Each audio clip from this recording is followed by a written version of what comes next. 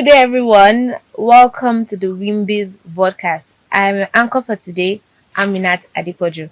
I'm a lawyer in Babalakin Co. And with me here is the beautiful Miss Ayodele Adeyemi-Faboya. Miss Ayodele is a partner in the corporate securities and finance team at Banwo Ighodalo, one of the foremost commercial law firm in Nigeria, covering corporate governance and regulatory compliance, M&A, fintech, project and fund advisory. She specializes in structuring optimal entry into Nigerian markets and regularly advises clients on appropriate entry structures and licensing, as well as onshore bilateral and multi-jurisdictional acquisitions, with specific focus on private equity, debt. She has significant expertise in structuring and registering pooled capital vehicles. Ms. Ayodele also routinely advises major infrastructure projects, including roads, airports, cable car, deep sea port and housing. Her practice focus areas covers the West African region and particularly Nigeria, the Gambia, Sierra Leone, Liberia, Ghana and Anglophone Cameroon. She is ranked by leading global guides including IFLR 1000, WWL and Legal 500, and recently emerged as the Individual Deal Maker of the Year West Africa at the Deal Maker Africa Awards. Ms. Ayodele regularly facilitates trainings for startups and SMEs, including the FAT Foundation SME Program, the Lagos Innovate Incubator Program, the Nest Hub Mastercard Female Founders Incubator, amongst others, and is frequently called upon to speak at industry events. She authored the M&A section of the Faith Foundation Entrepreneurs Handbook and regularly contributes to leading journals including Euromoney, ICLG Expert Guide, and the African Construction Law Review. She is a graduate of the prestigious University of Cambridge, a Pengaston Prince Trust Scholar, and an ILFA alumni. With me is Miss Ayodele. Ladies and gentlemen, this is our host. Nice to have you, Miss Ayodele. Thank you very much, Amina. Yeah, so I'll be asking you some questions regarding your journey as a female lawyer in the industry. Starting with, so if I may ask, what has your journey to partnership and what pivotal role shapes that path? So I'd say my journey to partnership has been your typical law firm progression. It wasn't anything fantastic or anything out of the ordinary. I started at Banwo Ighodalo as a junior associate in 2011. Within 5 years, I had moved to senior associate. From there, I progressed to team lead, and by year 10, I had become a partner. So it was your typical progression. But I will admit that, many of us started that journey, right? And not all of us are here today. So Sure. I guess the question is, what was different about my own path? For me, I'd say that the most pivotal decision or turning point was the decision when I got to BNI to be the best. Wow. I have a lot of professional arrogance. That's something that I'll admit. I'm professionally arrogant. I have to be excellent. And it was a determination I made from day one that nobody will be able to fault my work product or my work ethic. And so people knew that if they gave work to this junior, she would put her all into it, right? I developed that reputation. And what I had unknowingly done over that time was to build this trust bank that I would eventually have to draw from in future. And so I then was able to draw from this trust bank that I had built over time when I later needed it in the course of my career. I'd say another thing that was pivotal in my path to partnership was the allies that I had. I had a male supervisor, and I had children back to back. My first 2 children were back to back, and I'm one of those people who, once she's 3 months pregnant, people are saying Asokale and funny because it looks like I'm about to drop, right? So I'm waddling into negotiation rooms, looking all fully pregnant. And you have that boys club scene where they're saying, oh, madam, you are pregnant again. Or, oh, why is this woman here? Why did you bring this woman?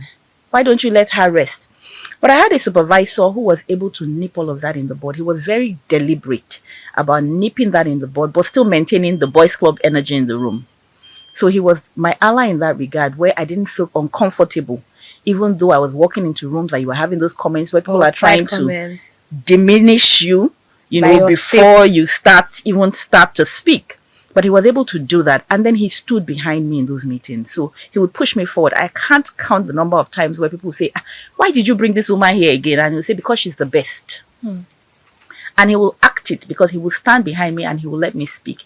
And those things that he knew I couldn't handle, he would subtly come in and handle it and then push it back to me, so that he kept giving me the driver's seat. And so people had to respect, because he gave me that respect. So I had that ally. And I think that was key. And another thing was, because I had that ally and because I trusted the system, I had grown to trust the system, I was able to then forget about being presenteeism. You have this thing where you have to show that you're doing the work. I don't know if I can speak Yoruba or Ojuaye. It wasn't unimportant to me, because I knew that I could trust the system. So I focused on results. And so I was able to lean into flexibility. As I was going through my career, I needed flexibility. I asked for the flexibility because I trusted the system, and I was pulling from my trust bank that I had built over time. So if I needed to be out, I needed to be out. I asked for that flexibility. And if I hit a roadblock, I was able to refer to the past to say, but and I'm asking you to trust me. And I think that those were very key on my journey. Thank you so much for sharing such a beautiful story. I would like to ask, you've seen the steps or the pivotal decision that helped you become a partner, but I'm sure that there are challenges along the way. What unique challenges do you face as a woman in this private practice? I would say that, our challenges are largely the same. I think the first major one is the fact that most women in law, your core partner track years are the same as your childbearing years. And that's the truth for most of us in law. And so you have to have a system where you are then doing that fine dance between being the super mom, super wife, and the superstar lawyer. And the truth is that dance is almost impossible if you don't have the right systems or structures in place. Sure. But many people then end up either delaying one for the other or giving up one for the other. Or the worst one I see is where people try to juggle both and then end up being neither a super mom or a super lawyer. What I did, what worked for me was, and I've mentioned the fact that I was able to trust the system because I had a system that worked for me. I was one of the lucky ones. And so I was able to trust the system, and I was able to say, look, I'm not a superwoman. I'm not Superman, and I was able to ask for help when I needed it, trusting that the system will not beat me down for asking for help. Right. So I leaned into that flexibility that was available. I asked for it when it was not available and justified why I was asking for it. And I was responsible about asking for it, because many times we're not responsible about asking for help. I was responsible. The person who I was telling today that I needed to take how many days off because I had a lot going on is that same person that knows that this girl, the day I need her to strap her baby to her back and walk back to back overnight for 3 or 4 nights because we need it to get a project done, we'll do it. So it's give and take. Give and take, you agree. So I was able to overcome that challenge through that sense of give and take, through trusting the system. And I think that worked for me. I think another major challenge is, winning work. As women, many people, it's not unique to women. Men also have a problem with winning work, right? Men have that challenge. But for women, we have the unique challenge that we're winning work from a position of handicap, because the playbook that we are using is the playbook that was built for men, by men. And so it's something that has plagued many people. It's something I'm still struggling with, I have to admit. I haven't overcome it.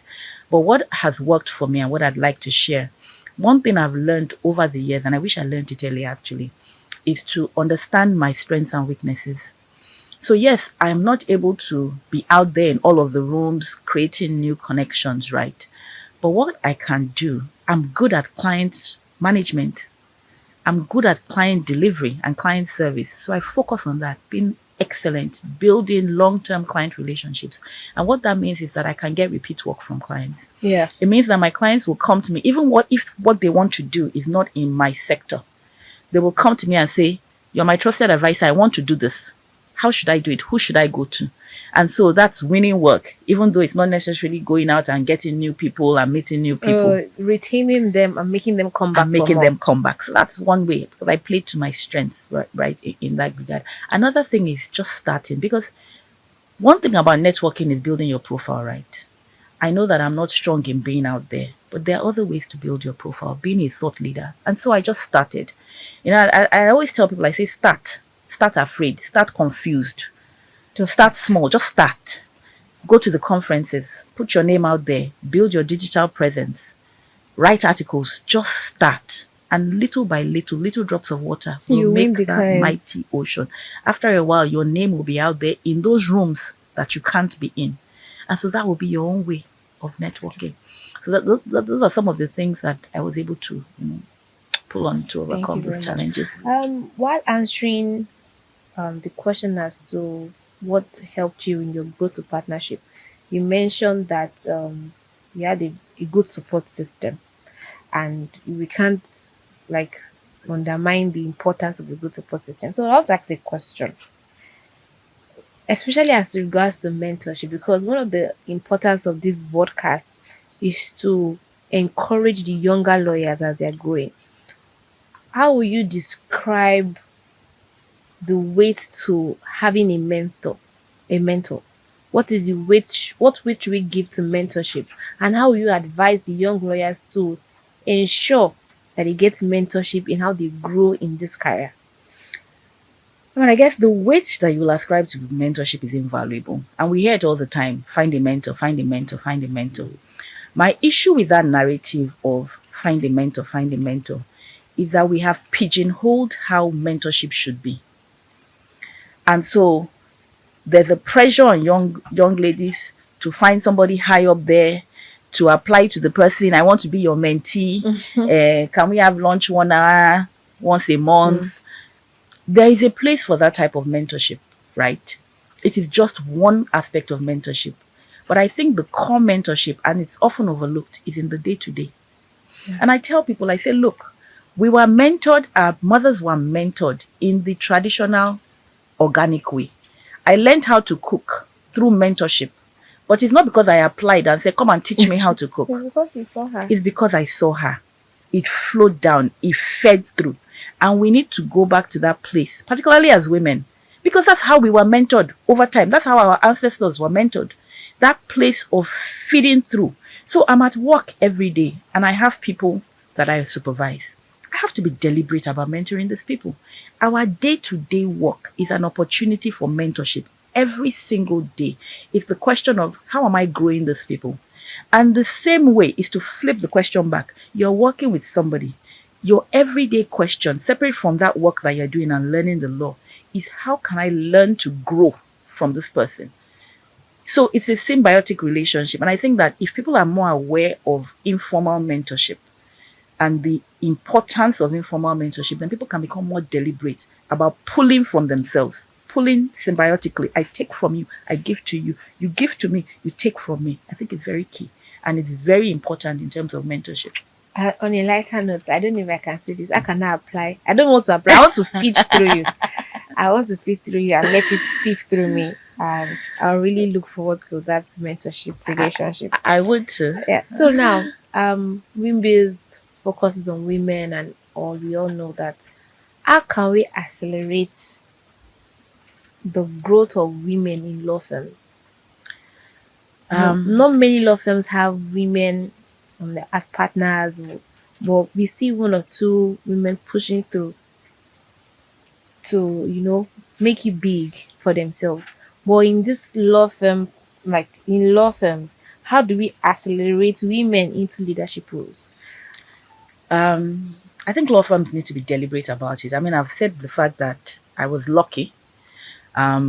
I was lucky to be in a firm that was deliberate, or well, unconsciously deliberate about helping grow women. I think law firms, one, need to be deliberate about creating a flexible, agile work environment that emphasizes skill and result, and that allows you to create the opportunity, gives you the opportunity to be the best in terms of clients, in terms of firm, and in terms of family. And I'll give an example. Mm. When I was having children, my supervisors knew I was breastfeeding. I was doing exclusive breastfeeding. Now, many people are faced with the choice of either saying, look, I'm going to bottle feed if I want to focus on my career, or I'm going to not be in some rooms. I'm not going to be in certain meetings. But I didn't have to make that choice. I got myself a very good pump that was rechargeable. And I would go for my meetings, all day meetings. But I knew that I needed to pump a quota of milk if my child was to have milk in crèche the next day. My supervisors also knew that. And so we'll be at long meetings, and it's my supervisors, many of them male, that would go to the client quietly and say, my associate needs a quiet place to pump. Now, if I didn't have that type of support and that type of flexibility, it meant that I wouldn't be able to go into those meetings. Yeah. Somebody else would have taken my place. Yeah. But I was able to do both. I didn't have to give up one for the other. And it's really just about creating flexibility, right? Another thing that needs to be done is unconscious bias training, right? And the reason it's unconscious bias is because people are not aware. And I'll give an example. This happened just yesterday in my firm. This is my firm that I say is very pro-women, Yeah. and has been pro-women forever. We were doing an appraisal for a young lady, not in my team, in litigation. And you had a male supervisor that was looking actually genuinely to see how can I help this girl progress, because there are issues. And we kept trying to figure out what was the problem. She's a team player, she's this, but words then started coming out like she thinks she knows it all. And the feedback we sort of got was, oh, this person is sort of aggressive. And then I had to take a step back and I said, look, if this same behavior was displayed by she's a litigator, right? So if it was displayed by a young male litigator, would you say he has the opportunity, or he's on the pathway to being a cutthroat litigator?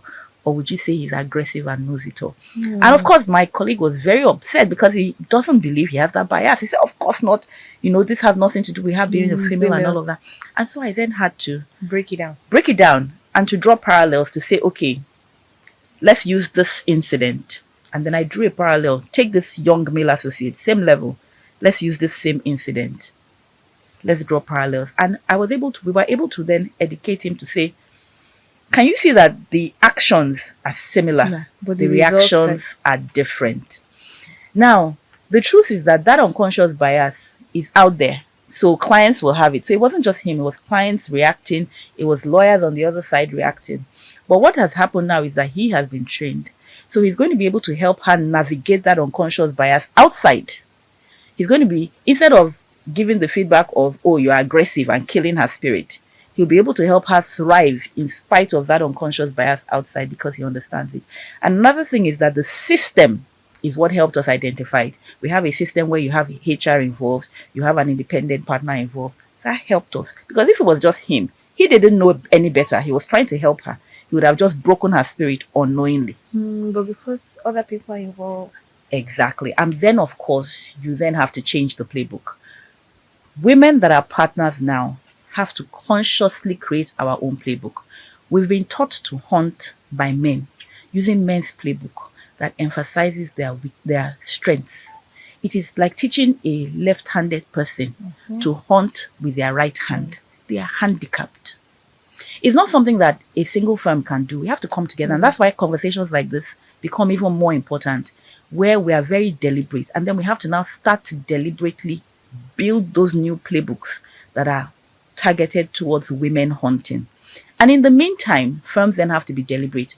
I rose because I had an ally that held me. We found that women that are strong at winning work are women that have a male ally who knows the playbook, who understands the playbook because he's a man, holding her hand and dragging her.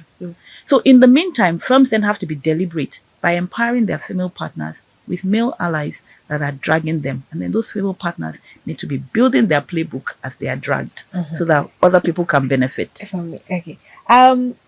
We're wrapping up now, and I would like to advise our viewers today.